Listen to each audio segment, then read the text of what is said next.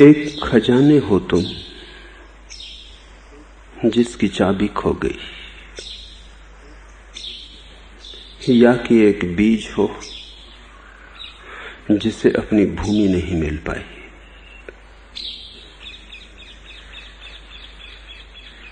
एक ऐसे सम्राट हो जिसने अपने को भिखारी समझ रखा है,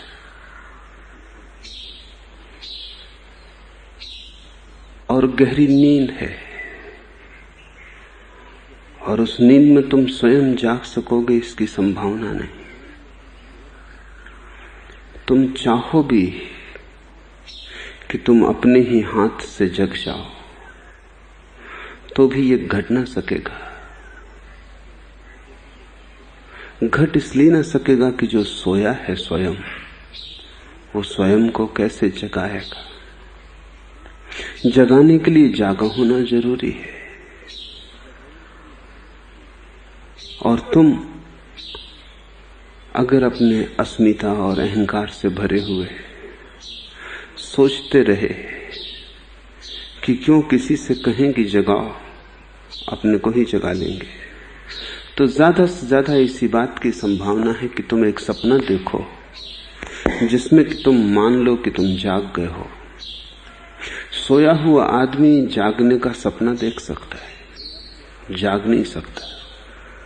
सोए हुए आदमी की ज्यादा से ज्यादा संभावना यही है कि वो सपने में देख ले कि जाग गया है। नींद को तोड़ने के लिए बाहर से कोई, तुमसे बाहर से कोई चाहिए जो तुम्हें चौंका दे। गुरु का कोई और अर्थ नहीं। गुरु का इतना ही अर्थ है कि जो जागा हुआ है और जो तुम्हारी नींद को तोड़ सकता है। कुछ और करना भी नहीं, कुछ पाना नहीं, क्योंकि जो भी पाने योग्य है वो तुम अपने साथ ही लेकर आए हो। कुछ खोना भी नहीं है सिवाय निद्रा के, सिवाय मूर्छा के, सिवाय एक बेहोशी के। इसलिए गुरु तुम्हें आचरण नहीं देता, और जो गुरु तुम्हें आचरण दे समझना कि वो गुरु नहीं है। गुरु तुम्हें सिर्फ जागरण देता है, और जागरण के पीछे चला आता है आचरण अपने आप। वो जागे हुए आदमी की जीवन प्रक्रिया है आचरण। और सोया हुआ आदमी लाख उपाय करे आचरण को साधने के, साध भी ले तो भी सब सपना ही है, सब पानी पर उठा हुआ बबूला है, उसकी कोई सार्थकता नहीं। तुम सपने में साधु भी हो जाओ तो क्या फर्क पड़ता है। तुम सपने में चोर थे, तुम सपने में साधु हो गए, पर दोनों ही सपने हैं। जाग कर तुम पाओगे न तो सपने का चोर सच था, न सपने का साधु सच था। इसलिए असली सवाल चोर से साधु होने का नहीं, न बेईमान से ईमानदार होने का है, न बुरे से भला होने का है, न पापी से पुण्यात्मा होने का है। असली सवाल जागे हुए होने का है, सोए से जागे हुए होने का है। आचरण तो शास्त्र से भी मिल सकता है, आचरण तो समाज भी दे देता है। आखिर समाज भी बिना आचरण के तो जी नहीं सकता। इतने लोग हैं वहां, बिना आचरण के बहुत कसमकस होगी, बहुत संघर्ष होगा, बहुत बेचैनी परेशानी होगी, जीना मुश्किल हो जाएगा। समाज भी आचरण थोप देता है, परिवार भी आचरण देता है, शास्त्र भी आचरण देते हैं, गुरु जागरण देता है। और जब गुरु भी आचरण देने लगे तो समझना कि वो समाज के ही हिस्से हो गए, धर्म से उनका नाता टूट गया। जब वो भी तुम्हें समझाने लगे कि चोरी मत करो, बेईमानी मत करो, झूठ मत बोलो, तब उनकी उपयोगिता नैतिक हो गई, धार्मिक न रही। धर्म और नीति में बड़ा भेद है। नीति साधी जा सकती है, सोए हुए जागना जरूरी नहीं। सिर्फ सपना बदलना पड़ता है। कठिन है सपने को बदलना भी, लेकिन बदला जा सकता है। तुम क्रोध कर सकते हो तो तुम अक्रोध भी कर सकते हो। तुम हिंसा कर सकते हो तो तुम अहिंसा का व्रत भी ले सकते हो। तुम कामवासना से भरे हो, तुम ब्रह्मचर्य का आचरण साध सकते हो। इन सब के लिए जागना जरूरी नहीं है। तुम जैसे हो वैसे ही रहोगे, सिर्फ तुम्हारे ऊपर की खोल बदल जाती। तुम वस्त्र बदल लेते हो, तुम नहीं बदलते। गुरु का संबंध तुम्हें बदल देने से है, और जब तुम बदल जाओगे तो एक आचरण पैदा होता है। वो आचरण नैतिक नहीं है, धार्मिक। नैतिक आचरण में सुगंध होती ही नहीं। वो ऐसा है जैसे प्लास्टिक के फूल हैं, ऊपर से लगा दिए गए। धार्मिक आचरण की एक सुगंध है, एक सौरभ, जैसे फूल वृक्ष में लगे हों, जैसे फूलों की जड़ें जमीन में फैली हों और फूल सूरज से रोशनी लेते हों, जमीन से हरियाली लेते हों, हवाओं से ताजगी लेते हों, जीवित हों। धार्मिक व्यक्ति इस विराट अस्तित्व का एक हिस्सा हो जाता है। नैतिक व्यक्ति अपने आसपास नीति का आचरण बना लेता है, लेकिन अस्तित्व का हिस्सा नहीं हो पाता। इसलिए नैतिक व्यक्ति तो नैतिक हो सकता है बिना ईश्वर की खोज किए। ईश्वर आवश्यक नहीं है, लेकिन धार्मिक व्यक्ति बिना ईश्वर की खोज किए धार्मिक नहीं हो सकता। और ऊपर से देखने में कभी कभी ये भी हो सकता है कि प्लास्टिक का फूल दूर से ज्यादा सुंदर मालूम पड़े, असली फूल से भी ज्यादा सुंदर मालूम पड़े। और ये तो निश्चित ही साफ है कि असली फूल सुबह खिलेगा, सांझ मुरझा जाएगा। नकली फूल मुरझाता ही नहीं, बड़ा मजबूत है। आचरण जीवंत हो तो प्रतिपल बदलता है। जीवन का लक्षण बदलाहट है। आचरण जड़ हो, प्लास्टिक का हो, बदलता ही नहीं।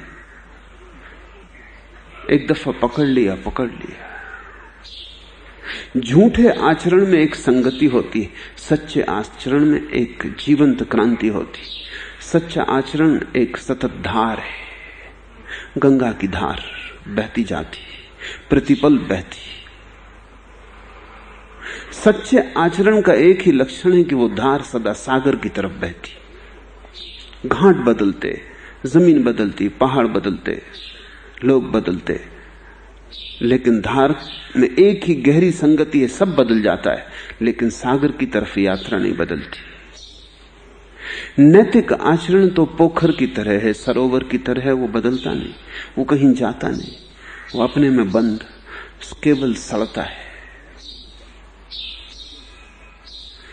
अगर तुम नैतिक बनने आए हो तो तुम गलत आदमी के पास आ गए। अगर तुम्हें धार्मिक बनने की हिम्मत है तो तुम्हें अनायास ही मुझसे मिलन हो गया है। तुम किस कारण आए हो वो मुझे पता नहीं, मैं किस कारण यहां हूं वो मुझे पता है। इसलिए तुम्हें पहले ही सचेत कर देना जरूरी है कि मैं कम से राजी नहीं हूं, मैं सिर्फ पूरे से राजी हूं। भिखारी जब तक सम्राट ही ना हो जाए तब तक कुछ हुआ नहीं। जब तक ये मृतवत जीवन परिपूर्ण अमृत को उपलब्ध ना हो जाए तब तक कुछ हुआ नहीं।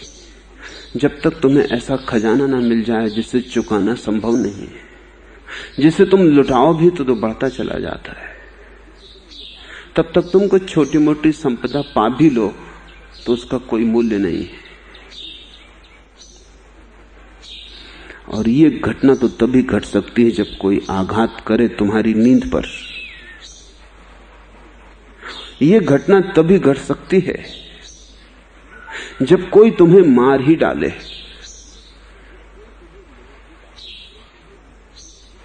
तभी तुम्हारे भीतर जो अमृत का स्वर है वो बजेगा। दादू इसी अद्भुत कहानी की बात कर रहे हैं। उनका एक एक शब्द समझने जैसा है। दादू गैब माही गुरुदेव मिला, पाया हम प्रसाद। ये शब्द गैब पहली बात समझ लेने जैसी है। इसका अर्थ होता है रास्ते में लेकिन अनायास। गुरु अनायास ही मिलता है, क्योंकि तुम तो उसे खोजोगे कैसे।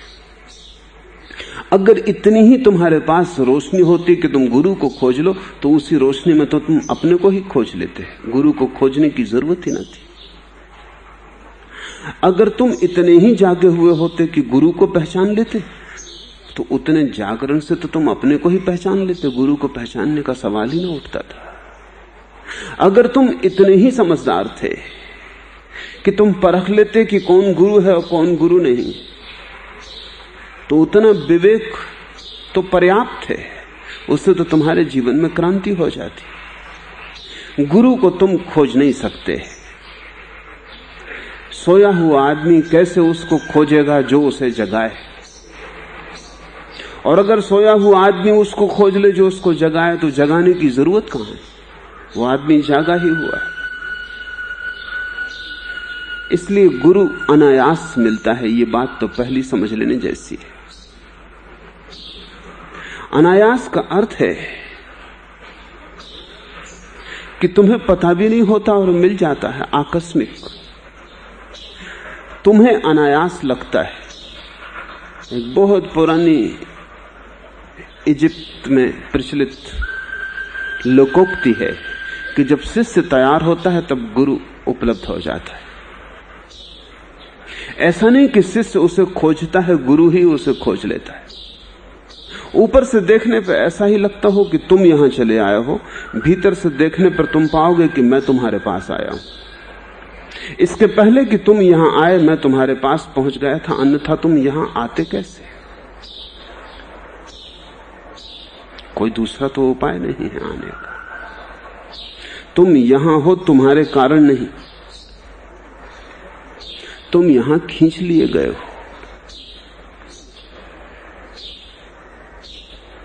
शायद तुम्हें आज साफ भी ना हो, लेकिन जब भी तुम्हें थोड़ा सा होश आएगा और आंखें खुलेंगी, तब तुम समझ पाओगे। दादू उसी क्षण की बात कह रहे हैं। दादू गैव माही गुरुदेव मिला, खोजा भी ना था, अपनी तरफ से खोजने की कोई क्षमता भी ना थी। मिल भी जाता तो पहचानने का कोई मापदंड ना था।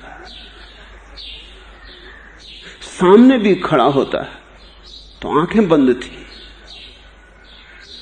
गले से भी लगा लेता तो स्वयं का हृदय तो धड़कता ही ना था।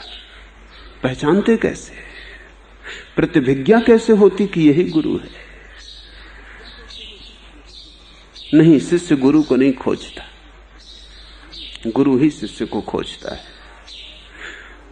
भला गुरु रत्ती भर न चलता हो और शिष्य 1000 मील चल के आया हो, लेकिन गुरु ही शिष्य को खोजता है।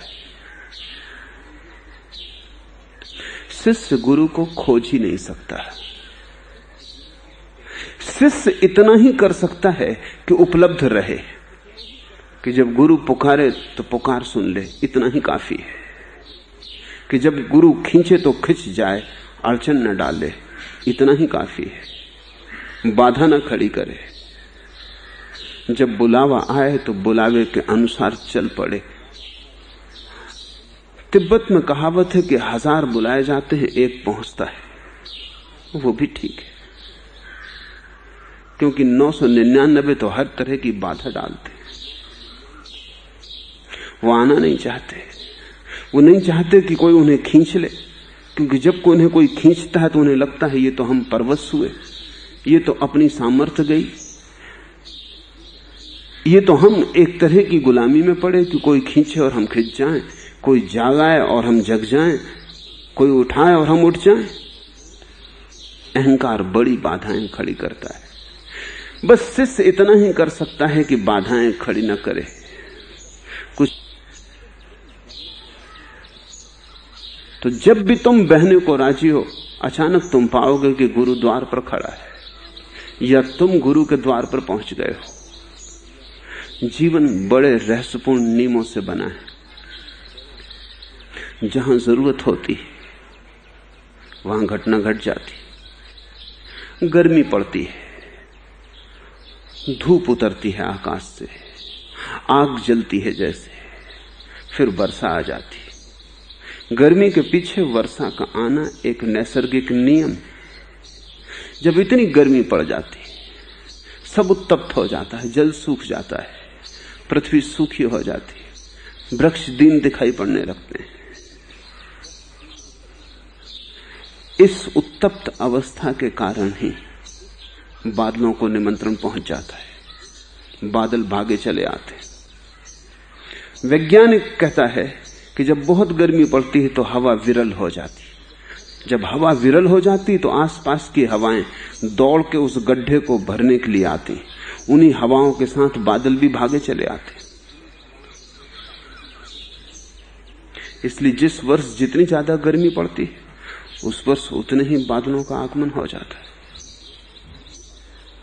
जीवन में एक गहरी व्यवस्था है। यहां कुछ भी अनियमपूर्ण नहीं है, कुछ भी अराजक नहीं है। जब हृदय उत्तप्त होता है, शिष्य का जलता है, रोता है, पीड़ित होता है जीवन के दुखों से, अचानक कोई बदली चली आती है खिंची हुई, वो बदली ही गुरु है और मिलन आकस्मिक है। गुरु की तरफ से नहीं, शिष्य की तरफ से आकस्मिक है। दादू गैब माही गुरुदेव मिला, और गैब का दूसरा अर्थ राह भी होता है। एक अर्थ होता है अनायास, आकस्मिक, और दूसरा अर्थ होता है मार्ग, राह। यह भी समझ लेने जैसा है कि जब तक तुम राह पर नहीं हो गुरु ना मिलेगा। थोड़ा सा तो तुम्हें राह पर होना ही पड़ेगा। राह का मतलब है कि तुम्हें थोड़े से तो खोज करनी ही पड़ेगी, ये भी जानते हुए कि तुम्हारी खोज से कुछ होने वाला नहीं, तुम पहुंचोगे नहीं। तुम्हारी सब खोज अंधेरे में टटोलने जैसी है, लेकिन तुम टटोलते रहोगे तो ही गुरु मिलेगा। जिन्होंने टटोला ही नहीं है उनको गुरु नहीं मिल सकता।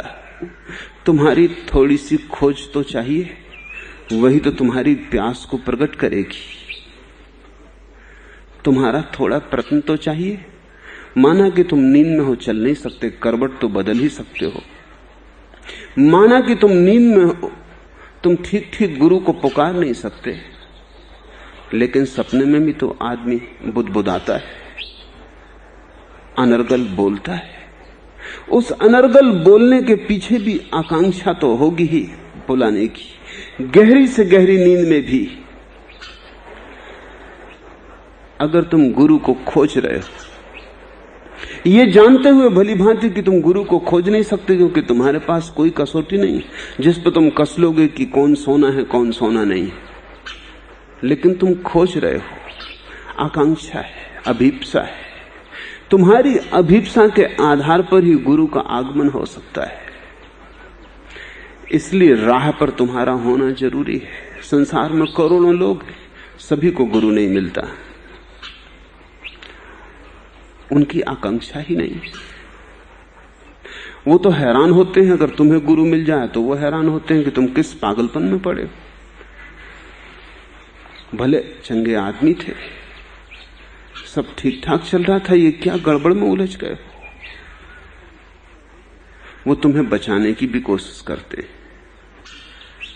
क्योंकि गुरु के मिलने का अर्थ है तुम उनकी भीड़ के हिस्से न रहे।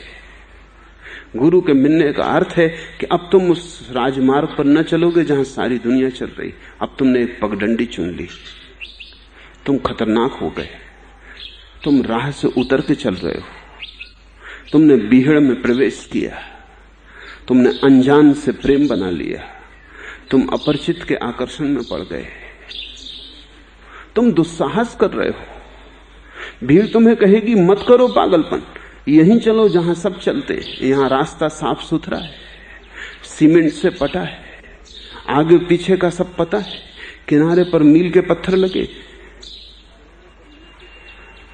नक्शा उपलब्ध है, कहां हम जा रहे हैं इसका हमें ठीक ठीक बोध है।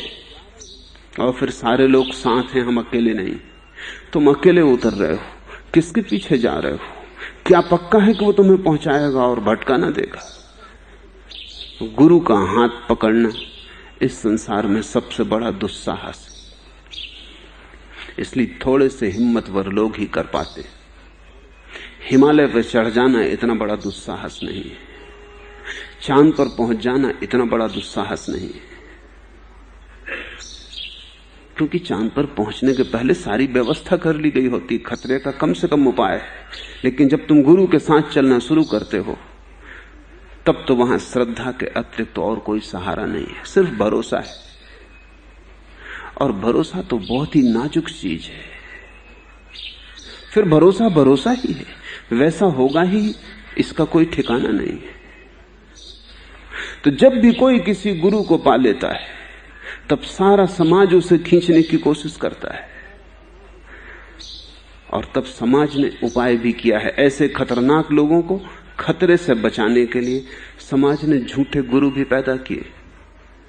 वो समाज का ही हिस्सा है, वो पगडंडी पे नहीं ले जाते, वो राजमार्ग पर ही चलाते। ईसाई पादरी है, पुरोहित है, हिंदू मंदिर का पुजारी है, पंडित है, जैन साधु है, मुनि है।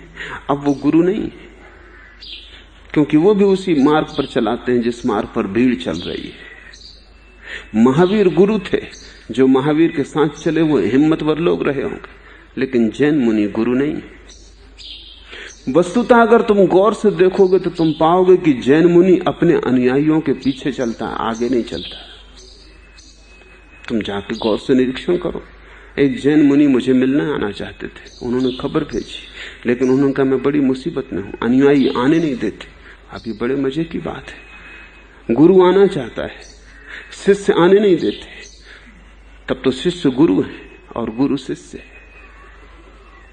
वो नहीं आ पाए क्योंकि अनुयायी खिलाफ है। वो कहते हैं वहां जाने की जरूरत नहीं। गुरु मोहताज है, क्योंकि अगर वो जाए तो अनुयायी पीछे से हट जाएंगे। वो उनके सहारे जी रहा है, वो समाज का हिस्सा है। ध्यान रखना, गुरु समाज का हिस्सा कभी भी नहीं है। गुरु सदा ही विद्रोही है, वो परमात्मा का हिस्सा है, समाज का नहीं। और समाज परमात्मा विरोधी है, अन्यथा सभी पहुंच जाते हैं। बहुत थोड़े पहुंच पाते हैं, विरले पहुंच पाते हैं, कभी कभी पहुंच पाते हैं, क्योंकि जाने के लिए अकेला होना जरूरी है। तो पहले तो गुरु तुम्हें अपने साथ ले लेता है, एक पगडंडी पे ले चलता है जो तुम्हारे लिए बिल्कुल अनजानी, जिसका कोई नक्शा भी तुम्हारे हाथ में नहीं, कोई कुंजी, कोई गाइड भी तुम्हारे हाथ में नहीं। और गुरु भी कुछ कह नहीं सकता, क्योंकि वो बार बार यही कहता है कि जो मैंने जाना है वो तुम्हें भी जना दूंगा, लेकिन बता नहीं सकता हूं, क्योंकि वो शब्द में आता नहीं। भरोसे पे तुम चलते हो। प्रेम का पतला सा धागा ही एकमात्र सहारा है। और एक घड़ी ऐसी आती है जब गुरु तुम्हें बिल्कुल अकेला भी छोड़ देगा उस भीड़ में, क्योंकि गुरु भी तो समाज ही है। जब तक दो हैं तब तक थोड़ा सा समाज तो है ही। परमात्मा से मिलन तो बिल्कुल अकेले में होगा। तो पहले तो गुरु तुम्हें समाज से छीन लेगा, भीड़ से छीन लेगा, राजपथों से मुक्त कर देगा, और एक दिन तुम पाओगे कि वो भी विलीन हो गया है भीड़ में तुम्हें छोड़कर। वो कहीं दिखाई नहीं पड़ता, उसका भी हट जाना जरूरी है, तभी तो परमात्मा दिखाई पड़ेगा। अन्यथा गुरु बीच में खड़ा रहे तो गुरु की पीठ ही तुम देखते रहोगे। गुरु के हटते ही परमात्मा के सन्मुख हो जाओगे। बड़े से बड़ा दुस्साहस है, लेकिन जो राह पर है उन्हीं को गुरु मिल सकता है। राह का मतलब यह है कि जिनके मन में बेचैनी है, खोज की आकांक्षा है, प्यास है, जो तड़फ रहे हैं, नहीं जानते कहां जाएं लेकिन जाना चाहते हैं, नहीं जानते कैसे पैर उठाएं लेकिन उठाना चाहते हैं। ऐसे व्यक्ति को ही तो सिखाया जा सकता है, ऐसे व्यक्ति को ही तो जगाया जा सकता है। क्योंकि अगर तुम किसी की आकांक्षा के विपरीत उसे जगाना चाहो तो कैसे जगा पाओगे? अगर वो जगने को राजी ही ना हो और नींद के मधुर सपनों में खोया हो और सपनों में रस ले रहा हो तुम उसे कैसे जगाओगे? जगाने के लिए बाहर का हाथ चाहिए, लेकिन भीतर वाले का भी सहारा चाहिए। भीतर वाला भी साथ दे, बाधा ना दे। गैब माही गुरुदेव मिला, पाया हम प्रसाद। तो गैब के दो अर्थ हैं। अनायास मिलता है गुरु, लेकिन केवल उन्हीं को मिलता है जो किसी तरह की खोज कर रहे थे। अंधी खोज, भला अनजानी, गलत जा रहे थे, कुछ भी कर रहे थे जिससे उन्हें कुछ भी पता नहीं था कि क्या होगा क्या नहीं होगा, लेकिन टटोलते थे। जब भी गुरु का हाथ मिला है किसी को, तो तभी मिला है जब वो टटोल रहा था अंधेरे में। टटोलते हाथ को ही गुरु का हाथ मिला है। जिसने टटोलना ही शुरू नहीं किया था, उसे गुरु का हाथ कैसे मिल सकता है? पाया हम प्रसाद। और दादू कहते हैं कि फिर गुरु ने जो दिया वो प्रसाद है, वो कोई सौदा नहीं। प्रसाद के अर्थ को ठीक से समझ लें। जो तुम्हें दिया जाता है तुम्हारी किसी योग्यता के कारण नहीं, देने वाले के पास इतना ज्यादा है इसलिए देता है, तुम योग्य हो पाने के इसलिए नहीं। इस फर्क को ठीक से समझ लेना। अगर तुम्हारी योग्यता से दिया जाए तो वो प्रसाद नहीं है, तुमने उसे अर्जित किया, वो तुम्हारे श्रम का फल है, तुम उसको पाने के हकदार थे। अगर तुमने अपने ही श्रम से पाया है तो वो प्रसाद नहीं, तुम उसके हकदार हो गए थे। तुम्हें धन्यवाद भी देने की जरूरत नहीं है, क्योंकि तुमने श्रम किया था, तुम्हें मिला, बात खत्म हो गई। कोई अनुग्रह का सवाल भी नहीं। प्रसाद का अर्थ है जिसे पाने की तुम्हारी योग्यता तो न थी, आकांक्षा भला रही हो। श्रम तुमने कुछ भी न किया था, क्योंकि तुम्हें पता ही न था कैसे करे। उपाय तुमने कुछ भी न किया था, यत्न तुमने कुछ भी न किया था। अभीप्सा गहरी थी, प्यास गहरी थी, बस वही तुम्हारी योग्यता थी। गुरु देता है अपने आधिक्य से। जीसस की बड़ी पुरानी कथा है, वो प्रसाद की कथा है। एक बहुत बड़े बगीचे के मालिक ने कुछ मजदूरों को बुलाने के लिए अपने मैनेजर को भेजा। सुबह था, सूरज उगता था, वो कुछ मजदूरों को लेके आया, लेकिन काम ज्यादा था और मालिक शाम तक काम पूरा कर लेना चाहता था। तो दोपहर उसने मैनेजर को फिर भेजा, फिर वो और मजदूरों को लाया, लेकिन फिर भी काम ज्यादा था और मजदूर फिर भी कम थे। उसने फिर मैनेजर को भेजा। जब तक वो मजदूरों को खोज के लाया तब तक सूरज ढलने के करीब ही हो गया था, दिन जा चुका था।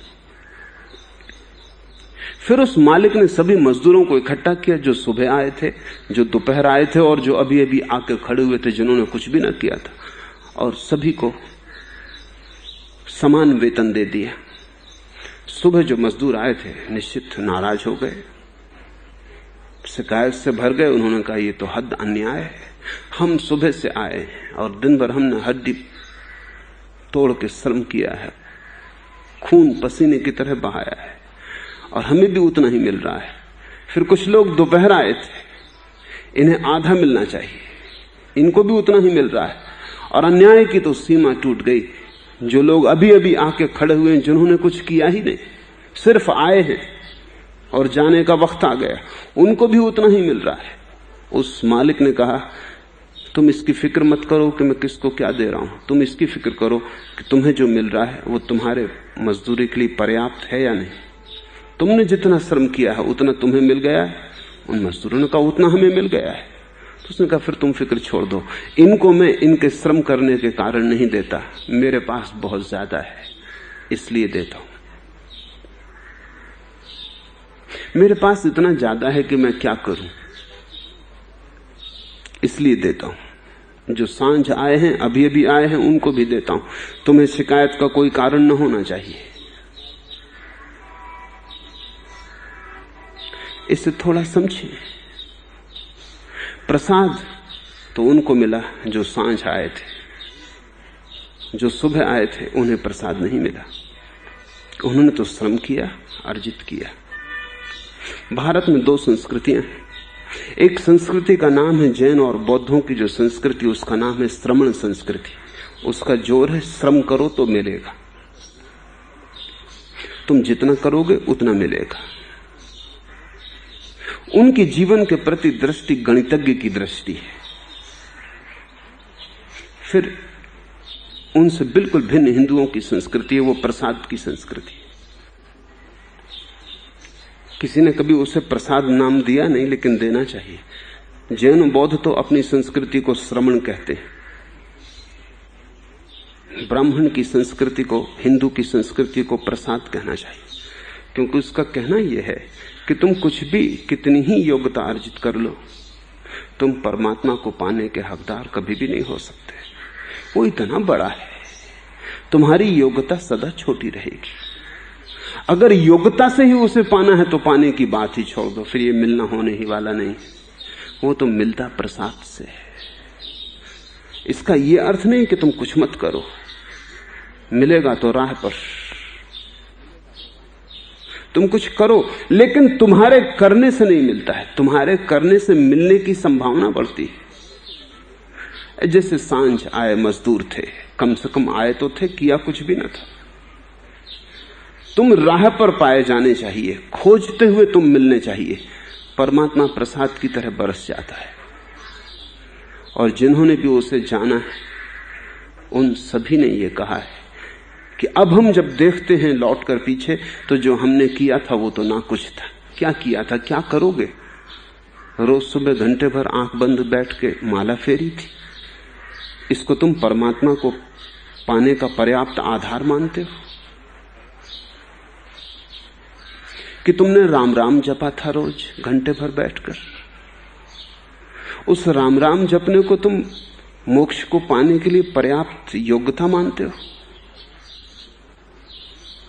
जिस दिन तुम पाओगे, उस दिन तुम ये भी पाओगे कि जो किया था उससे तो इसका कोई संबंध नहीं मालूम होता।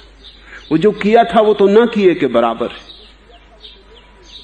करने से तुम्हारी आकांक्षा तो पता चली थी, कोई योग्यता अर्जित न हुई थी। तुम चाहते थे कि परमात्मा मिले, ये प्यास तो पता चली थी, लेकिन तुमने उसे पाने के लिए कोई संपदा अर्जित कर ली है, ऐसा कुछ भी ना हुआ था। परमात्मा तुम्हारे प्रयत्न से नहीं मिलता, यद्यपि तुम प्रयत्न न करो तो भी न मिलेगा। इस जटिलता को तुम ठीक से समझ लेना। तुम प्रयत्न करोगे तो ही मिलेगा, लेकिन तुम्हारे प्रयत्न से नहीं मिलता, क्योंकि तुम्हारा प्रयत्न कितना छोटा है। तुम एक चम्मच लेके सागर को भरने चले हो। जब सागर तुम्हारे ऊपर बरसेगा तब तुम क्या कहोगे कि चम्मच के कारण बरस रहा है? तब तुम फेंक दोगे चम्मच को। चम्मच से तुम्हारी केवल प्यास का पता चला था, तुमने अपना निवेदन भेज दिया था उसके चरणों में। उसे खबर मिल गई थी कि तुम राजी हो। दादू कहते हैं, दादू गैव माही गुरुदेव मिला, पाया हम प्रसाद। गुरु भी जो देता है वो प्रसाद है। उसके पास बहुत है, उसे परमात्मा मिल गया है, वो बांटना चाहता है। वस्तुतः वो बोझिल है, जैसे बादल पानी से भरे हों और बोझिल, और चाहते हैं कि कोई भूमि मिल जाए जहां बरस जाए, कोई अतृप्त प्यासी भूमि मिल जाए जो उन्हें स्वीकार कर ले। जैसे दिया जलता है तो चारों तरफ रोशनी बिखरनी शुरू हो जाती, बटना शुरू हो गया, फूल सुगंधित होता है, कली खिलती है, हवाएं उसकी गंध को लेकर दूर दिगंत में निकल जाती, बांटना शुरू हो गया। जब भी तुम्हारे पास कुछ होता है तो तुम बांटना चाहते हो। सिर्फ वे ही पकड़ते हैं और कंजूस होते हैं जिनके पास कुछ भी नहीं। इसे भी तुम ठीक से समझ लो, क्योंकि ये बात थोड़ी पहेली सी मालूम पड़ेगी। मैं कहता हूं जिनके पास कुछ भी नहीं है वे ही केवल पकड़ते हैं और कंजूस होते, और जिनके पास कुछ है वे कभी कृपण नहीं होते और कभी नहीं पकड़ते, क्योंकि जिनके पास कुछ है वो ये भी जानते हैं कि बांटने से बढ़ता है। जिनके पास कुछ नहीं है वो डरते हैं, क्योंकि बांटने से घटेगा। गुरु तुम्हें देता है इसलिए नहीं कि तुमने साधना से, श्रम से योग्यता पाली है, नहीं। गुरु तुम्हें देता है क्योंकि तुम्हारी आंखों में आंसू है। गुरु तुम्हें देता है क्योंकि तुम्हारे हृदय में प्यास है। गुरु तुम्हें देता है क्योंकि तुम्हारी श्वास श्वास में एक खोज है। बस इतना काफी है। तुम पात्र हो क्योंकि तुम खाली हो। पात्रता से कारण तुम पात्र नहीं हो। ये पात्र शब्द बड़ा अच्छा है, उसी से पात्रता शब्द बनता है। पात्रता से हम अर्थ लेते हैं योग्यता, लेकिन अगर ठीक से समझो तो पात्र का इतना ही मतलब होता है जो खाली है, जो भरने को राजी है। कोई अगर भरे तो वो बाधा ना डालेगा, बस पात्र का इतना ही अर्थ होता है। धर्म के जगत में इतनी ही पात्रता है कि तुम खाली हृदय को लेकर खड़े हो जाओ, गुरु का प्रसाद तुम्हें भर देगा। पाया हम प्रसाद मस्तक मेरे कर धरया, देखा अगम अगाध। दादू कहते हैं मेरे सिर पर हाथ रख दिया गुरु ने। किस सिर पर हाथ रखा जा सकता है? जो सिर झुका हो, अन्यथा हाथ रखा ही नहीं जा सकता। सिर्फ झुके सिर पे हाथ रखा जा सकता है। सिर्फ झुका सिर ही गुरु के हाथ से मिल सकता है। जैसे नदी की धार नीचे की तरफ बहती है, गहरी से गहरी खाई की तरफ बहती है और अंततः सागर में गिर जाती, क्योंकि सागर सबसे बड़ी खाई है। पैसिफिक महासागर 5 मील गहरा खड्डा है, तो सारे जगत का पानी बहा जा रहा है सागरों की तरफ। पूरब ने एक पूरा विज्ञान खोजा है। शिष्य झुके ताकि गुरु दे सके। अगर शिष्य झुकना नहीं जानता तो गुरु तैयार भी हो देने को तो भी देने का कोई उपाय नहीं।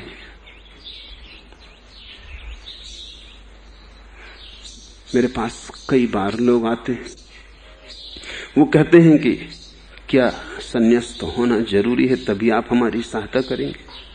मैं उनसे कहता हूं मेरी सहायता तुम्हें सदा उपलब्ध है, लेकिन संन्यास्त होकर ही तुम उसे पा सकोगे। मेरे तरफ से उपलब्ध होने से कोई फर्क नहीं पड़ता, तुम्हारी तरफ से लेने की क्षमता भी तो होनी चाहिए। संन्यास्त होने का कोई और अर्थ नहीं है, दीक्षित होने का कोई और अर्थ नहीं है। इतना ही अर्थ है कि हम झुकते हैं। बस इतना ही अर्थ है कि हम झुकने को राजी हैं, हमारी तरफ से कोई बाधा नहीं। अगर आप बरसो तो हमारा पात्र सामने रखा है। कठिन हो जाता है समझना उन्हें, क्योंकि वो सोचते हैं अगर मैं सहायता करने को तैयार हूं तो फिर सन्यास, दीक्षा, इस सब का क्या प्रयोजन है? क्यों ना बिना संन्यास्त हुए, बिना दीक्षित हुए उनको सहायता मिल जाए।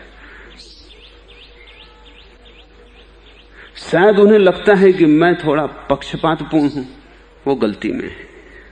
मैं उन्हें भी देना चाहता हूं, लेकिन वो लेने को राजी नहीं। वो ऐसे ही जैसे पहाड़ की चोटी हो, बहती गंगा की धार से कहे कि क्या तू सागर को ही दिए चली जाएगी? हम भी खड़े, आखिर हमारी तरफ क्यों नहीं चली आती? तो गंगा कहेगी मैं तो राजी हूं, लेकिन तुम इतने ऊंचे खड़े हो कि वहां तक आने का कोई उपाय नहीं। जलधार नीचे की तरफ जा रही है। गुरु से शिष्य की तरफ एक जीवंत धार बहती है। अगर तुम ठीक समझो तो वही स्वर्ग की गंगा है। गुरु की तरफ से एक प्रसाद बहता है, लेकिन उसके लिए तुम्हें झुके हुए होना जरूरी है, तभी तुम उसे झेल पाओगे। अन्यथा वो बरसेगा भी और तुम खाली के खाली रह जाओगे। अगर तुम पहले से ही भरे हुए हो तो तुम खाली रह जाओगे, अगर तुम खाली हो तो भर जाओगे।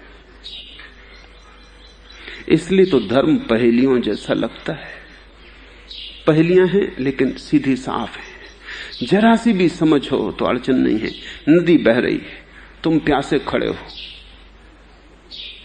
झुको, अंजलि बनाओ हाथ की, तो तुम्हारी प्यास बुझ सकती। लेकिन तुम अकड़े ही खड़े रहो, जैसे तुम्हारी रीढ़ को लकवा मार गया हो। तो नदी बहती रहेगी तुम्हारे पास और तुम प्यासे खड़े रहोगे। हाथ भर की ही दूरी थी, जरा से झुकते कि सब पा लेते, लेकिन उतने झुकने को तुम राजी न हुए। और नदी के पास छलांग मार के तुम्हारी अंजलि में आ जाने का कोई उपाय नहीं, और आ भी जाए अगर अंजलि बंधी न हो तो भी आने से कोई सार न होगा। शिष्यत्व का अर्थ है झुकने की तैयारी। दीक्षा का अर्थ है अब मैं झुका ही रहूंगा। वो एक स्थायी भाव है। ऐसा नहीं कि तुम कभी झुके और कभी नहीं झुके। शिष्यत्व का अर्थ है अब मैं झुका ही रहूंगा। अब तुम्हारी मर्जी, जब चाहो बरसना, तुम मुझे गैर झुका ना पाओगे। मस्तक मेरे कर धरिया देखा अगम अकात। और जब झुका हुआ सिर हो शिष्य का, तो बड़ी क्रांतिकारी घटना संभव हो जाती। मनुष्य के शरीर में 7 चक्र हैं। साधारणतः तुम पहले ही चक्र से परिचित हो पाते हो, क्योंकि प्रकृति उसी चक्र के साथ अपना सारा काम चलाती है। वह है काम चक्र, मूलाधार, जहां से काम वासना उठती है, जहां से जीवन का प्रवाह चलता रहता है। लेकिन वो सबसे नीचा चक्र है। उस चक्र में जीने का अर्थ है जैसे कोई आदमी महल के होते हुए बस महल के बाहर पोर्च में ही घर बना ले। पोर्च भी महल का हिस्सा है और सुंदर है। मेरे मन में कोई निंदा नहीं है किसी बात की। पोर्च में कुछ भी बुरा नहीं। पोर्च बिल्कुल सुंदर है, उसकी जरूरत है। बाहर से आए तो पोर्च से गुजरना पड़ेगा, भीतर से गए तो पोर्च से गुजरना पड़ेगा। धूप होगी, वर्षा होगी तो पोर्च बचाएगा, लेकिन पोर्च कोई रहने की जगह नहीं कि वहीं रहने लगे। एक यूनान में बहुत बड़ा विचारक हुआ है ज़ीनो। उसकी विचार पद्धति का नाम स्टाइक है। ग्रीक भाषा में पोर्च का नाम है स्टोआ। वो पोर्च में ही रहता था ज़ीनो, इसलिए उसके पूरे दर्शन शास्त्र का नाम स्टाइक हो गया, स्टोआ से। पोर्च में रहने वाला ज़ीनो, वो कभी महल के भीतर नहीं गया। वो पोर्च में ही जिया, पोर्च में ही मरा। और कोई पूछता कि तुम इस पोर्च में क्यों जी रहे हो, तो वो बताता था कि वो उसकी त्यागपूर्ण दृष्टि। लेकिन ऐसा त्याग मूढ़तापूर्ण, ऐसा ही त्याग तुम भी कर रहे हो कि तुम काम वासना में ही जी रहे हो। वो जीवन का पोर्च है, इससे ज्यादा नहीं। महल बहुत बड़ा है और उस महल में बड़े अनूठे कक्ष हैं और उसके अंतर्गृह में स्वयं परमात्मा विराजमान है। तुम पोर्च में बैठे रहो, तुम यूं ही व्यर्थ जीवन को गंवा दोगे। पहला चक्र काम है और 7वां चक्र सहस्त्रार है।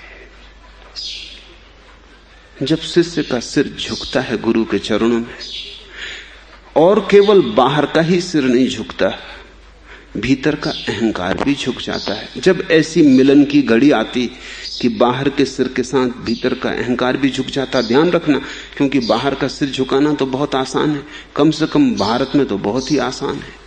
लोग अभ्यस्त हैं, औपचारिक है, सिर झुकाने में उन्हें कुछ लगता ही नहीं, वो केवल परंपरागत है। लेकिन अगर तुम उनके अहंकार की तस्वीर ले सको तो भारतीय को तुम झुकते हुए देखोगे, सिर तो झुका हुआ आएगा तस्वीर में, अहंकार खड़ा हुआ आएगा तस्वीर में। और यह भी हो सकता है कि सिर झुकाने से भी अहंकार मजबूत हो रहा हो। जीवन जटिल है कि एक नई अकड़ पकड़ रही हो कि मैं तो विनम्र आदमी हूं, देखो कहीं भी सिर झुका देता हूं, देखो मेरी विनम्रता। जब तुम्हारा सिर भी झुकता है और तुम्हारे भीतर का सिर भी झुक जाता है, तुम्हारा अहंकार, जब ऐसी मिलन की घड़ी आती है जब तुम पूरे ही झुके हुए होते हो, तो गुरु का हाथ अगर उस घड़ी में तुम्हारे सहस्त्रार पर पड़ जाए तो उसकी जीवन धारा तुम में प्रवाहित हो जाती, और जो काम तुम अपने ही हाथ से जन्मों में न कर पाते वो क्षण में घटित हो जाता, वो प्रसाद हो जाता। तुम्हारी सारी जीवन ऊर्जा गुरु की जीवन ऊर्जा के साथ ऊर्ध्वगामी हो जाती, तुम्हारा सातवां चक्र सक्रिय हो जाता है। और ये जो चक्र सक्रिय हो जाए तो दादू कहते हैं देखा अगम अगाध, इसलिए वो प्रसाद कहते हैं अपने बस से ये नहीं हुआ है, अपनी तरफ से कुछ भी ना किया था, सिर्फ झुक गए थे, ये भी कोई करना, लेकिन गुरु का हाथ पड़ गया सिर पर और क्षण भर में एक क्रांति हो गई। गुरु की बहती ऊर्जा ने तुम्हारे जीवन के सारे छिन्न भिन्न तार जोड़ दिए, खंडित वीणा अखंड हो गई। जो कल तक टूटी धार थी संयुक्त हो गई। कल तक, क्षण भर पहले तक जिस भीतर के मंदिर का तुम्हें कोई पता न था उसका कलश दिखाई पड़ने लगा। इस जीवन को अगर तुमने काम वासना से देखा है तो यह संसार है। इसी जीवन को अगर तुमने सहस्त्रार से, समाधि से देखा है तो यही अगम अगाध है। संसार यही है, कुछ बदलता नहीं। तुम्हारी दृष्टि तुम्हारे खड़े होने की जगह बदल जाती है, और जिस दिन तुम समाधि के केंद्र से संसार को देखते हो संसार बचता ही नहीं, परमात्मा ही दिखाई पड़ता है। हर फूल पत्ते में वही, हर कंकड़ पत्थर में वही, आकाश चांतारों में वही। लोगों में झांको और तुम उसी को पाते हो। हवा के झोंके को स्पर्श करो, उसी का स्पर्श होता है। आंख बंद करो वही दिखाई पड़ता, आंख खोलो वही दिखाई पड़ता है। लेकिन ये जीवन ऊर्जा जब समाधि के द्वार से देखती है, गैब माही गुरुदेव मिला पाया हम प्रसाद, मस्तक मेरे कर धरया देखा अगम अगाध। दादू सतगुरु सु सहजे मिला लिया कंठ लगाई, दया भली दयाल की तब दीपक दिया जलाई। एक एक शब्द को समझने की कोशिश करना, क्योंकि दादू जैसे लोग एक शब्द भी व्यर्थ उपयोग नहीं करते। बोलना उनका रस नहीं है, एक एक शब्द किसी भीतर के गहरे विज्ञान की तरफ इशारा करता है। सतगुरु सु सहजे मिला। सतगुरु से मिलने का एक ही उपाय है कि तुम सहज हो रहो। जितने तुम असहज होगे, जितने जटिल होगे, जितने कठिन होगे, उतना मिलन मुश्किल हो जाएगा। सतगुरु से तो तुम ऐसे मिलो जैसे तुम एक छोटे बच्चे हो। पांडित्य को घर रख जाओ, जहां जूते उतारते हो वहीं अपनी सारी खोपड़ी भी उतार दो।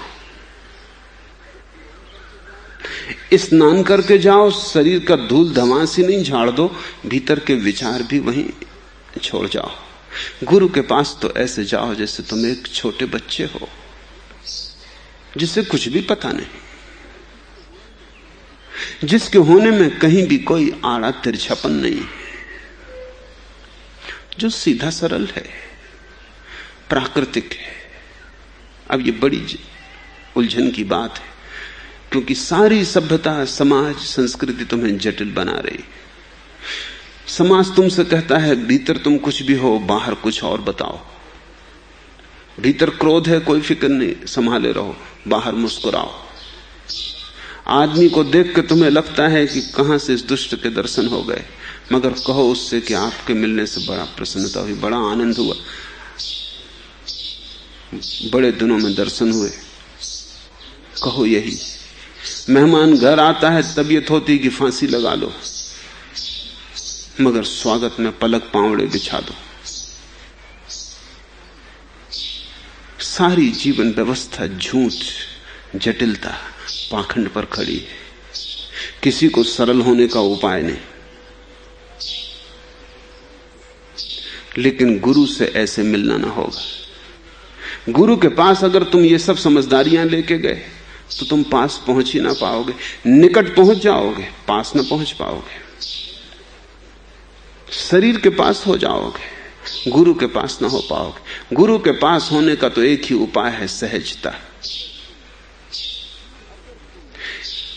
अगर तुम दूर हो गुरु से तो उसका केवल एक ही कारण होगा कि तुम असहज हो। सहज हो जाओ, तत्क्षण तुम पास हो। हजारों मील का फासला हो भला, अगर तुम सहज हो तुम गुरु के पास हो, और तुम गुरु के बिल्कुल पास बैठे हो, शरीर से शरीर लगा के बैठे हो, लेकिन असहज हो, तो हजारों मील का फासला है। सतगुरु सो सहजे मिल्या, लिया कंठ लगाई। अगर तुम सहज हो तो गुरु तुम्हें कंठ लगा लेगा। कंठ शब्द सोचने जैसा है, क्योंकि ये सब अलग अलग चक्रों के नाम हैं। कंठ पर 5वां चक्र है, और जिसका कंठ का चक्र जाग गया हो उसका गद्ध भी पद्ध हो जाता है। उसके बोलने में एक माधुर्य आ जाता है, उसके शब्दों में एक शून्य, उसके मौन में भी बड़ी मुखरता होती, और उसकी मुखरता में मौन की छाया होती। जिसके कंठ का 5वां चक्र सजीव हो गया होता है, जब ऊर्जा ऊपर की तरफ जाती है तो एक एक चक्र को पार करती। पहला चक्र काम चक्र है, दूसरा चक्र नाभि के नीचे है। दूसरे चक्र में जब ऊर्जा आती तो भय समाप्त हो जाता है, अभय उपलब्ध होता है, क्योंकि दूसरे चक्र से ही मृत्यु का संबंध है। जब दूसरे चक्र को तुम पार कर लिए, मृत्यु को पार कर लिए। इसलिए जब भी तुम्हें भय लगता है तब तुमने सोचा होगा, समझा होगा कि तत्क्षण तुम्हारे पेट में कुछ गड़बड़ होनी शुरू हो जाती। बहुत भयभीत अवस्था में तो आदमी का मलमूत्र भी त्याग हो जाता है। वो इसलिए हो जाता है कि भय का चक्र इतना सक्रिय हो जाता है कि पेट को खाली करना जरूरी हो जाता है। भयभीत आदमी के पेट में अल्सर हो जाते, चिंतित आदमी के पेट में अल्सर हो जाते। अल्सर का कुल इतना ही मतलब है कि भय का चक्र इतने जोर से घूम रहा है कि तुम्हारे शरीर को ही उसने पचाना शुरू कर दिया। उसने पेट की चमड़ी को पचाना शुरू कर दिया, इसलिए अल्सर पैदा होने शुरू हो गए। जब ऊर्जा भय के चक्र से पार हो जाती, तुम निर्भीक हो जाते हो, अभय हो जाते हो। मौत दिखाई नहीं पड़ती, सभी जगह अमृत प्रतीत होने लगता है। फिर तीसरा चक्र नाभि के ऊपर, उस तीसरे चक्र पर आते ही तुम्हारे जीवन में कुछ अनूठा संतुलन मालूम होने लगता है। एक बैलेंस, अति नहीं रह जाती। अन्यथा साधारणता जीवन में अतियां हैं। या तो तुम एक अति पर जाते हो कि भोग लो, या त्याग कर लो, या तो बहुत भोजन कर लो, या उपवास कर लो। बस ऐसे अतियों पर डोलते रहते हो। कभी ध्यान कर लिया बैठ के 4 घंटे, फिर 4-6 दिन के लिए नींद ले ली। जैसे ही तुम तीसरे चक्र पर आते हो, अति विलीन हो जाती, संतुलन पैदा होता है। जब तुम चौथे चक्र पर आते हो तो चौथा चक्र हृदय का चक्र है। तब तुम्हारे जीवन में पहली दफा प्रेम पैदा होता है। उसके पहले तुम प्रेम की बात करते हो, चर्चा चलाते हो, वो चर्चा और बातचीत ही है। उसके पहले तुम्हारा सब प्रेम काम वासना का ही छिपा हुआ रूप है। शब्द के आवरण तुम कुछ भी लपेटो, भीतर काम वासना नंगी खड़ी है। हृदय पर जब ऊर्जा आती है तभी तुम्हारे जीवन में प्रेम का प्रादुर्भाव होता है, काम विसर्जित हो जाता है।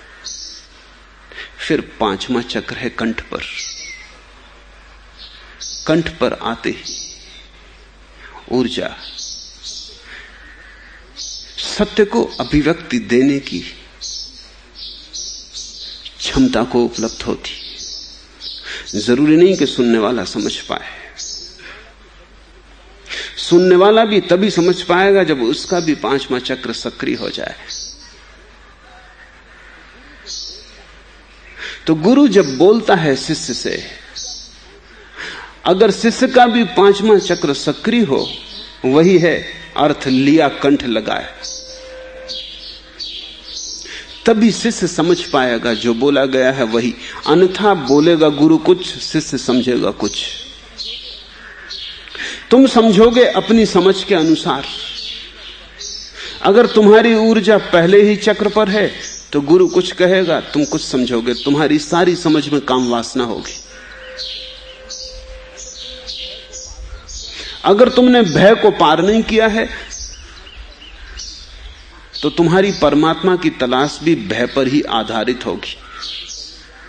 तुम अगर प्रार्थना भी करने जाओगे तो तभी जाओगे जब तुम्हारे प्राण भयभीत होंगे, अन्यथा तुम न जाओगे। इसलिए लोग सुख में नहीं जाते, दुख में जाते। सुख में कौन परमात्मा की याद करता है? क्या लेना देना परमात्मा से? जब दुखी होते तब जाते, तब भय से कपते। मरते समय नास्तिक तक आस्तिक हो जाते। जब आदमी सफल हो रहा होता है, जवान होता है, स्वस्थ होता है और सब तरफ से जिंदगी जीतती मालूम पड़ती, तब आस्तिक भी नास्तिक हो जाते। जब पैर कपने लगते, जीवन ऊर्जा बिखरने लगती, उतार आता है, ज्वार जा चुका और बाटे का क्षण आता है, तब नास्तिक भी आस्तिक होने लगते। मरते वक्त वो भी ईश्वर की सोचने लगते। तो अगर तुम्हारी ऊर्जा पांचवें चक्र पर नहीं है तो गुरु कुछ कहेगा, तुम समझोगे कुछ। अगर पांचवें चक्र पर है तो गुरु कुछ भी ना कहे तो भी तुम वही समझोगे जो गुरु कहना चाहता था।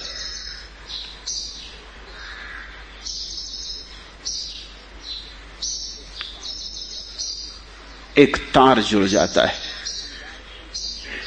एक संवाद की संभावना शुरू होती। सत्य कहा नहीं जा सकता इसलिए कि सत्य को सुनने वाला मौजूद नहीं होता। सत्य को सुनने वाला मौजूद हो, सत्य निश्चित कहा जा सकता है। कहने तक की जरूरत नहीं पड़ती, बिना कहे भी कहा जा सकता है। गुरु चुप बैठा रहे और शिष्य चुप बैठा रहे तो दोनों के कंठों में एक लेन देन शुरू हो जाता है। सतगुरु सो सहजे मिला लिया कंठ लगाए, दया भली दयाल की तब दीपक दिया जलाए। और अनुकंपा है गुरु की कि फिर उसने दिया जला दिया। दिया है छठवां चक्र, जिसको शिवनेत्र कहें, थर्ड आई कहें, जो तुम्हारी दोनों आंखों की भौहों के मध्य में, वो दिया है, क्योंकि वहीं से रोशनी फिर भीतर भर जाती है। गुरु समझाता है, गुरु जताता है, बताता है, इशारे करता है, ताकि तुम्हारी जीवन ऊर्जा पांचवें से छठवें की तरफ यात्रा कर ले। अगर तुम सुनने में राजी हो, अगर तुम तत्पर हो, तल्लीन हो, तो जल्दी ही ऊर्जा दिया बन जाएगी। जिसका भी तीसरा नेत्र खुल गया उसके भीतर प्रकाश ही प्रकाश हो जाता है, और जिसके भीतर प्रकाश है उसके बाहर भी अंधकार नहीं। वो जहां भी जाता है अपने ही प्रकाश में चलता है। उसके लिए संसार में फिर कहीं कोई अंधकार नहीं। दया भली दयाल की तब दीपक दिया जगाए, सतगुरु मारे सबद सो, निरख निरख निज ठौर, राम अकेला रह गया चित्त न आवे और गुरु ने एक एक शब्द के वाण से ऐसे निशाने लगाए, सतगुरु मारे सबद सो, निरख निरख निज ठौर। कि भीतर जो भीड़ थी विचारों की, वो एक एक कर मर गई, एक एक विचार निष्प्राण हो गया। और एक ऐसी घड़ी आई सन्नाटे की कि जब भीतर देखा तो पता चला राम अकेला रह गया। चित्त न आवे और कोई और दिखाई ही नहीं पड़ता, सिर्फ राम को छोड़कर सब गुरु ने मार डाला। गुरु बोलता है, शब्द का उपयोग करता है, ऐसे ही जैसे पैर में कांटा लग जाए तो हम दूसरे कांटे से उसको निकालते। कांटा एक लग गया, दूसरा कांटा खोज के हम पहले कांटे को निकालते। दूसरा कांटा भी पहले कांटे जैसा ही है। जब पहला कांटा निकल जाए तो भूल के भी दूसरे कांटे को घाव में मत रख लेना, ये सोच के कि ये बड़ा अच्छा कांटा है, बड़ी सेवा की इसने मेरी, वक्त पर काम आया। नहीं, जब पहला कांटा फेंक गया तो दूसरे को भी उसी के साथ फेंक देना। गुरु के शब्द कांटों की तरह हैं। तुम्हारे भीतर कुछ कांटे हैं, उन्हें खींच लेने के लिए तीर हैं। तुम्हारे भीतर विचार हैं, उन्हें काट डालने के लिए विचार विचार से कटेगा, तीर तीर से कटेगा, कांटा कांटे से निकलेगा। जहर को जहर से मारना पड़ता है। सतगुरु मारे सबद सो, निरख निरख निज ठौर। और अगर तुम घबरा गए, क्योंकि गुरु तुम्हारी धारणाओं को तोड़ेगा, तुम्हारी आस्थाओं को मिटाएगा, तुम्हारे परिकल्पित विचारों की हत्या कर देगा। अगर तुम भयभीत हो गए कि ये तो मेरा धर्म छीने ले रहा है, कि ये तो मेरे शास्त्र को मिटाए दे रहा है, कि ये तो मेरे न मालूम कितने कितने समय से संजोए हुए सिद्धांतों को नष्ट किए डाल रहा है, और तुम भाग खड़े तो तुम चूक जाओगे। शास्त्र भी छोड़ने होंगे, सिद्धांत भी छोड़ने होंगे, सिर्फ उसी को बचाना है जिसको मिटाने का कोई उपाय नहीं, बाकी सब मिटा देना है। एक दफा उसकी पहचान आ जाए फिर कोई भय नहीं, लेकिन जब तक उसकी पहचान नहीं तब तक तुम्हारा राम न मालूम कितने सिद्धांतों शास्त्रों की भीड़ में खो गया है। कितने शब्दों की बकवास तुम्हारे भीतर चलती रहती। अब तुम राम को खोजना चाहते हो और इतना बड़ा बाजार है तुम्हारा मन, राम का कहीं पता नहीं चलता। एक एक को काट डालना होगा, राम को काटने का कोई उपाय नहीं है, क्योंकि वो कटता ही नहीं। वो तुम्हारे भीतर जो अमृत, तुम्हारे भीतर जो शाश्वत सनातन है, अनादि अनंत है, वही राम है। गुरु सब गिरा देगा अगर तुम राजी रहे। ये बड़े से बड़ा ऑपरेशन है जो दुनिया में हो सकता है। कोई भी सर्जन इस ऑपरेशन को नहीं करता, ज्यादा से ज्यादा तुम्हारे शरीर के सड़े गले अंगों को काट देता है। गुरु तो तुम्हारे सड़े गले मन को पूरा का पूरा काटता है, और तभी तुम्हारी आत्मा निखर पाती। अगर तुम मरने को राजी हो, क्योंकि पहले तुम्हें यह मरने जैसा ही लगेगा, इन विचारों को तो तुमने अपना प्राण समझा है। अगर हिंदू है कोई और तुम हिंदू धर्म को कुछ कह दो तो वो मरने मारने को उतारू हो जाता। अगर मुसलमान है कोई और तुम मुसलमान धर्म को कुछ कह दो, जीवन दांव पे लगा देगा, या तो तुम्हें मिटाएगा या खुद मिट जाएगा। आदमी शब्दों के लिए मरने को राजी है, मारने को राजी। शब्दों का मूल्य उन्होंने जीवन से ज्यादा समझा है। कितने लाखों लोग मरे चर्चों, मस्जिदों, मंदिरों के नाम पर। आश्चर्यजनक है कि शब्द का इतना मूल्य कि तुम अपना जीवन गंवाने को तैयार हो। कि किसी ने गीता को गाली दे दी, कि किसी ने कुरान को बुरा कह दिया, बस तुम पागल हुए। तुम राम को मिटाने को राजी हो, लेकिन शब्दों को छोड़ने को नहीं। तो गुरु जब एक एक करके तुम्हारे सिद्धांतों को तोड़ने लगेगा और तुम्हारी धारणाओं को नष्ट करने लगेगा, तब तुम्हें ऐसा ही लगेगा कि ये तो तुम्हारे प्राण गए। यही वक्त है जब हिम्मत और साहस की जरूरत है। यही समय है जब श्रद्धा का उपयोग है, क्योंकि तब तुम छोड़ देते हो अपने को गुरु के हाथ में कि ठीक है, जैसा तुम सर्जन के हाथ में अपने को छोड़ देते हो। खतरनाक है छोड़ना,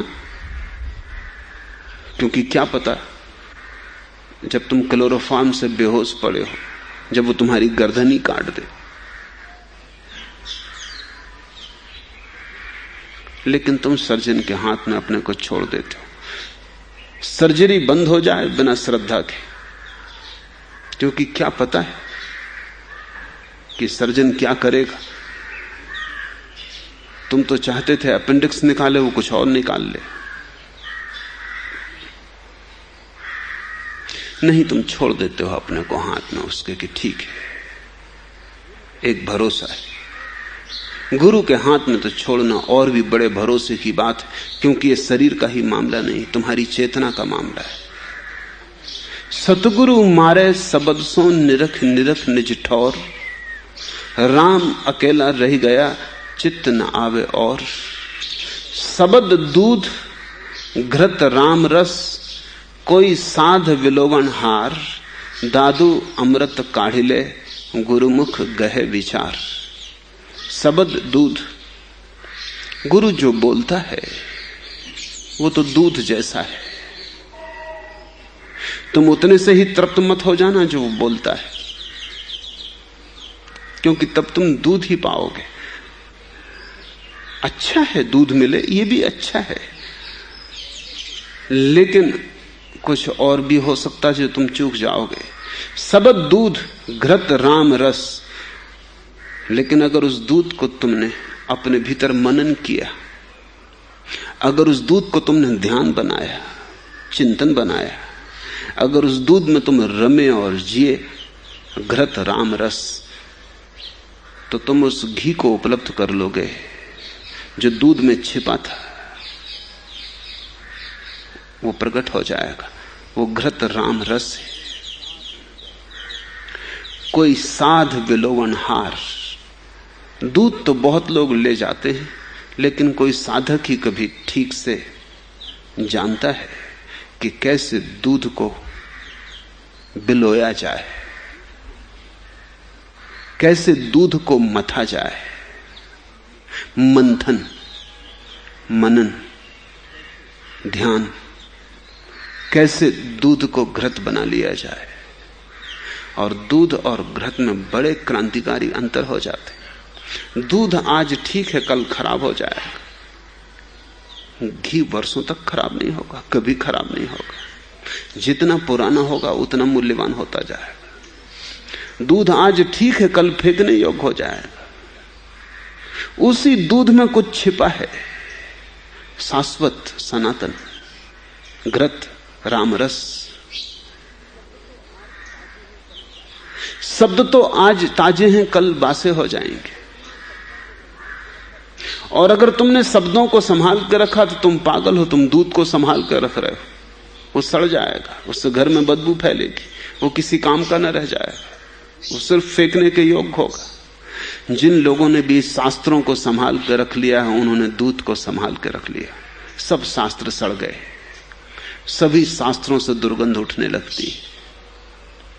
अगर साधक समझदार हो तो शब्द को मथ लेगा, व्यर्थ तो फेंक देगा, छाछ बच रहेगी उसे तो फेंक देगा, घी को संभाल लेगा। हर शब्द में छिपा है गुरु के सत्य, लेकिन पूरे शब्द को बचाने की कोशिश मत करना। शब्द का जो भाव है, शब्द का जो इशारा है, शब्द नहीं। दो शब्दों के बीच में जो खाली जगह है, वो दो पंक्तियों के बीच में जो शून्य है, वो वहां छिपा है राम रस। शब्द दूध घृत राम रस, कोई साध विलोवन हार। कभी कभी कोई बिरला साधक उसको मथ पाता है, दादू अमृत काढ़िले, गुरुमुख गहे विचार। वो जो गुरु कह रहा है वो कोई विचार नहीं दे रहा है शब्दों के द्वारा। शब्दों के द्वारा वो निर्विचार देने की कोशिश कर रहा है। शब्दों के द्वारा वो सिद्धांत नहीं दे रहा है, शब्दों के द्वारा वो सिद्धि देने की कोशिश कर रहा है। शब्दों के द्वारा वो मार्ग नहीं दे रहा है, शब्दों के द्वारा वो मंजिल देने की कोशिश कर रहा है। लेकिन कोई साधक अगर ठीक से मंथन करे तो ही समझ पाएगा। दादू अमृत काढ़िले, तो भाव को निकाल लो, शब्द की छाछ को छोड़ दो। शब्द तो खाली कारतूस है, फिर उसमें कोई सार नहीं, उसे ढोने का कोई मतलब नहीं। चल चुकी कारतूस है, फिर उसमें से भाव निकाल लो। मुझसे लोग पूछते हैं कि आप जो कहते हैं क्या हम उसे याद रखें? उसे याद रखने की कोई भी जरूरत नहीं, उसे समझ लो, बात खत्म हो गई। उसे याद रखोगे, उसे याद रखने का मतलब ही यह हुआ कि समझे नहीं। याद रखना पड़ता है उन्हीं चीजों को जिन्हें हम समझते नहीं। जिन्हें हम समझ लेते हैं उन्हें क्या याद रखना पड़ता है? जिन्हें समझ लिया वो हमारे अंग हो गए, मांस मज्जा हो गए, हमारे खून में डूब गए, हमारी हड्डियों में समा गए। जो तुम समझ लेते हो उसे तुम कभी याद नहीं रखते, जो तुम नहीं समझ पाते हो उसको तुम याद रखते हो। जिसको तुमने समझ लिया वो पच गया, जिसको तुमने नहीं समझा वो अनपचा तुम्हारे ऊपर बोझ बना रहता है। याद रखने की कोई भी जरूरत नहीं, भाव को समेट लो, अर्थ को ले लो, व्यर्थ को छोड़ दो। अर्थ बड़ा छोटा है, शब्द कितना ही बड़ा हो, अर्थ बड़ा छोटा है, पर अर्थ ही सार है, वो निचोड़ है। जैसे एक बड़ा गुलाब का वृक्ष, उसमें 10-5 फूल लगते, सारे वृक्ष की प्राण ऊर्जा फूलों में आ जाती। फिर फूल का कोई इत्र निकालता है तो हजारों फूलों से चम्मच भर इत्र निकलता है।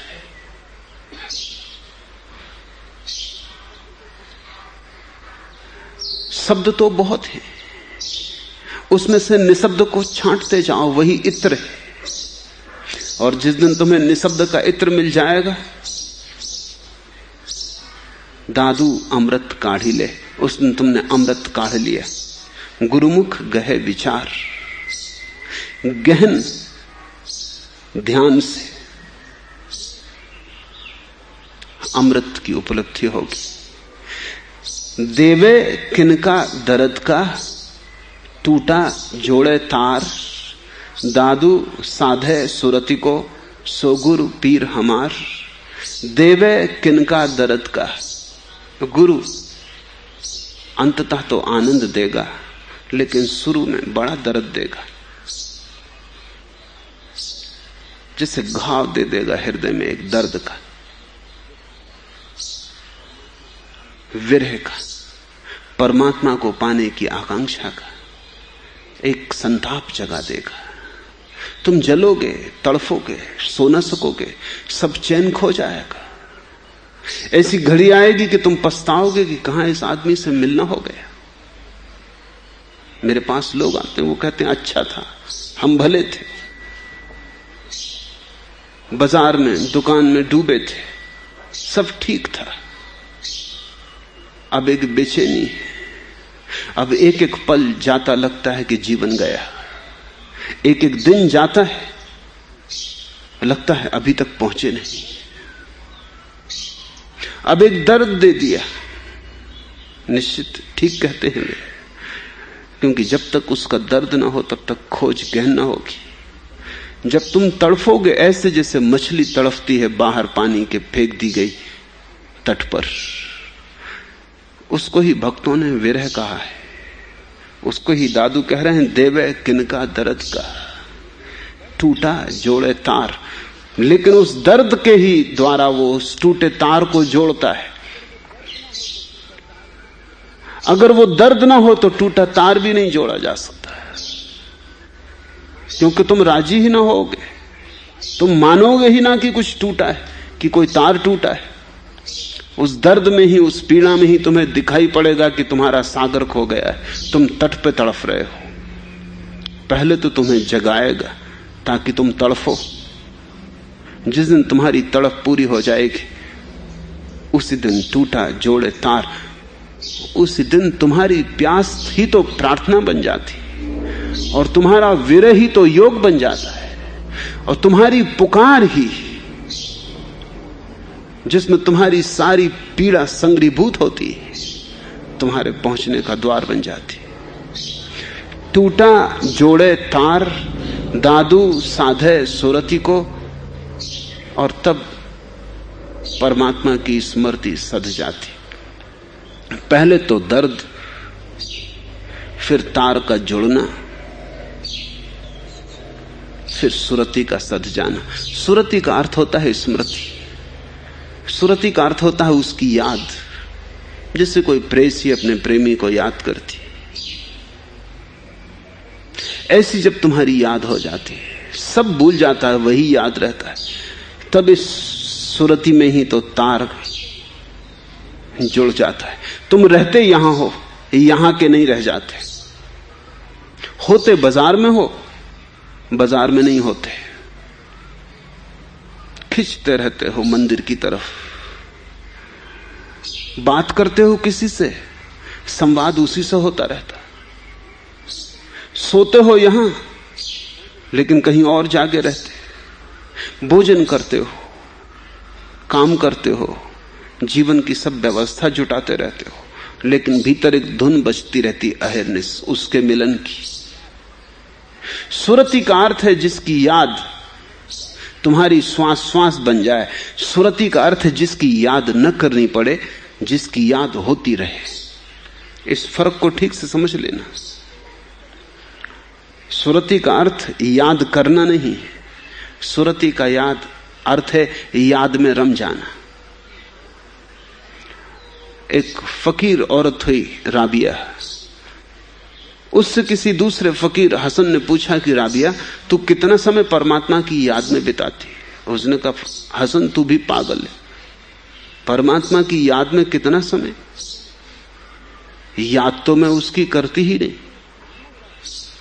याद से तो उसकी मैं छूटना चाहती हूं। 24 घंटे सोते जागते श्वास श्वास में याद बनी है, जल रही हूं, याद से छूटना है किसी तरह। और एक ही उपाय है याद से छूटने का, कि आदमी उसमें डूब जाए। परमात्मा जब तक तुम न हो जाओ तब तक फिर याद ना छूटेगी। एक तो उपाय है कि संसार में खोए रहो ताकि याद ही ना आए। फिर बीच की जगह है जहां याद आएगी और तुम तड़फोगे, बेचैन होगे,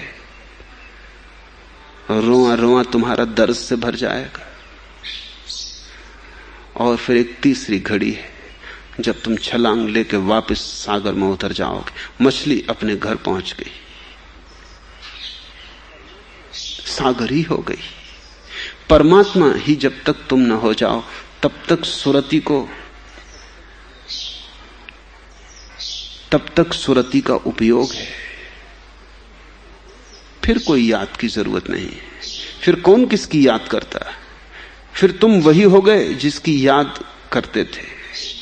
फिर याद करने वाला ही न बचा, फिर याद किया जाने वाला भी न बचा, फिर एक ही बचा। देवे किनका दर्द का टूटा जोड़े तार, दादू साधे सुरति को सो गुरु पीर हमार। और जो हमारी ऐसी सुरति को सधा दे वही हमारा गुरु है, वही हमारा पीर है। तो गुरु कौन, इसकी परिभाषा कर रहे हैं वो। जो तुम्हारी याद को जगा दे परमात्मा की तरफ, वही गुरु है। जो तुम्हें तड़फा दे वही गुरु है। दे दे दर्द, वही गुरु।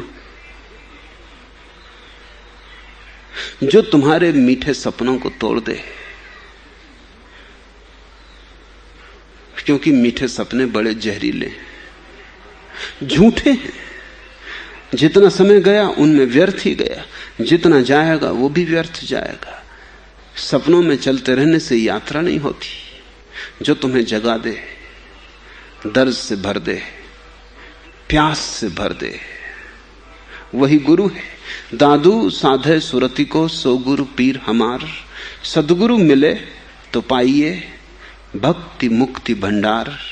दादू सहजे देखिए साहिब का दीदार, सदगुरु मिले तो पाइए, कोई और उपाय नहीं है। सदगुरु मिल जाए तो ही पाना हो सकता है। और जो भी इससे अन्यथा कोशिश में लगे हों वो कभी भी पा ना सकेंगे। और अगर कभी किन्हीं ने पा भी लिया हो तो तुम यही समझना कि तुम्हें पता ना हो, लेकिन उनको सदगुरु कभी ना कभी मिल गया होगा। कृष्णमूर्ति निरंतर कहते हैं कि गुरु की कोई जरूरत नहीं, लेकिन जन्मों जन्मों से न मालूम कितने गुरुओं ने साधा है। इस जन्म में भी एनी बीसेंट और लीड बीटर जैसे गुरु ने कृष्णमूर्ति को उठाया है और सुरति को साधा है। जो पहुंच गए हैं उनमें से कई लोगों ने कई बार कहा है कि गुरु की कोई जरूरत नहीं। उनका कहना ठीक है। पालने के बाद ऐसा लगता है कि जरूरत ही किसकी थी, ये तो हम पाए ही हुए थे। मैंने सुना है कि एक बहुत बड़ी फैक्ट्री जहां सभी स्वचालित यंत्र थे, अचानक एक दिन बंद हो गई। बड़ी खोजबीन की गई, आधा दिन बीत गया, कुछ पता ना चला कहां गड़बड़ है। इंजीनियर थक गए, फिर विशेषज्ञ को विदेश से बुलाना पड़ा। 7 दिन फैक्ट्री बंद रही तो लाखों का नुकसान हुआ। विशेषज्ञ आया, उसने अपने खीसे से एक छोटा सा स्क्रू ड्राइवर निकाला, जाके एक ढीले पेंच को कस दिया, फैक्ट्री चल पड़ी। मालिक ने उससे बिल पूछा, उसने 10,000 रुपए का बिल दिया। मालिक ने कहा, ये जरा ज्यादा है, एक छोटे से स्क्रू को कसने का 10,000 रुपया, ये तो हम ही कर लेते, ये तो कोई भी बच्चा कर देता। तो उस विशेषज्ञ ने कहा, फिर कर ही लिया होता। अब मेरे कर दिए जाने के बाद तो बात बिल्कुल सरल है, ये तो बच्चा भी कर सकता है, कोई भी कर सकता है। और ये 10,000 जो तुमसे ले रहा हूं, इसमें 1 रुपया स्क्रू कसने के, 9,999 रुपए जानने के हैं कि स्क्रू कौन सा कसना है। तो करोड़ों स्क्रू, तुम बिल को 2 हिस्सों में बांट लो, 1 रुपया कसने के, 9,999 रुपया जानने के कि कहां कसना। कस देने के बाद तो सब सरल हो जाता है। बहुतों को लगता है पहुंचने के बाद कि क्या जरूरत थी किसी के सहारे की, अपना ही खजाना था, अपने को ही पाना था, पाया ही हुआ था, कभी खोया न था। सिर्फ जरा याद भूल गई थी, याद भर लाने के लिए किसके चरणों में जाने की जरूरत थी। निश्चित ये बात सच है, जानकर ऐसा ही पता चलता है किसी के पास जाने की जरूरत न थी। लेकिन जो नहीं पहुंचे हैं उन्हें यह मत कहना, क्योंकि अगर उनके दिमाग में यह फितूर सवार हो गया कि कहीं जाने की जरूरत नहीं, तो वे कभी भी ना पहुंचेंगे। और उनके दिमाग में यह फितूर सवार हो जाना बहुत आसान है, क्योंकि यह अहंकार के बड़े पक्ष में कि किसी के पास जाने की कोई जरूरत नहीं, कोई गुरु नहीं है। अहंकार स्वयं ही गुरु बनना चाहता है, कहीं झुकना नहीं चाहता। इसलिए कृष्णमूर्ति बात तो ठीक कहते हैं, लेकिन जिनने सुना उनको हानि हुई है, लाभ नहीं हुआ। वो चुप रहते हो, कुछ न कहते तो शायद ज्यादा लोगों को लाभ होता। और जो कह रहे हैं वो बिल्कुल ही ठीक कह रहे हैं, उसमें रत्ती भर गलती नहीं है, 100% सही है। कुछ भी जरूरत नहीं है किसी को बताने की। मगर अगर तुम अपने से ही पा सके होते तो तुमने कभी का पा लिया होता। कितने जन्मों से तुम भटक रहे हो। सारे धर्म एक बात कहते हैं कि प्रथम धर्म का जो आविष्कार है वो परमात्मा ने ही किया होगा। जैसे हिंदू कहते हैं वेद उसने ही रचे। मुसलमान कहते हैं कुरान उसने ही उतारी, ईसाई कहते हैं बाइबल उसके ही माध्यम, ईसा के माध्यम से आए उसके ही शब्द हैं। यहूदी कहते हैं मोसेस को उसी ने सूत्र दिए। इन सारी कहानियों में एक बात बड़ी अर्थ की है और वो ये, और मैं मानता हूं कि उसमें बड़ा बड़ा रहस्य, ऐसा होना ही चाहिए क्योंकि वही पहला गुरु हो सकता है। जब सभी लोग सोए थे तो वही जागा था, उसने एक को जगा दिया होगा, फिर श्रृंखला शुरू हो गई। अन्यथा आदमी अपनी तरफ से कैसे जागता। इसलिए वेद उसने बनाए कि नहीं मुझे प्रयोजन नहीं है, लेकिन बात में सार है। पहला उद्घोष, पहली उद्भावना, पहला जागरण, पहला हाथ का इशारा सोए आदमी को उसने ही दिया होगा। परमात्मा का अर्थ है जो जागा हुआ है, चैतन्य, उसने ही पहले आदमी को जगाया होगा। फिर पहले ने दूसरे को, फिर दूसरे ने तीसरे को, फिर अनंत श्रृंखला है।